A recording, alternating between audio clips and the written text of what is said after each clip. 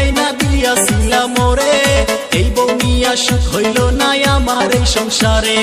দিনে রাইতে আমার সাথে খালি ঝগড়া করে, কথায় কথায় বাপের দেয়া বস্তুর খোটা মারে। দাদা কেন করাইলা আমায় বিয়া, আমি চিন্তায় বাঁচি না।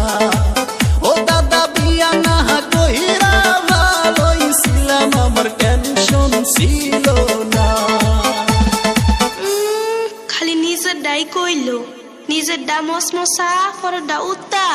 দাদা হুনো, 4 মাস হয়েছে বিয়া হয়েছে, কাছে আসে নাই, আমার কাছে বৈশা একটু আদর করে নাই।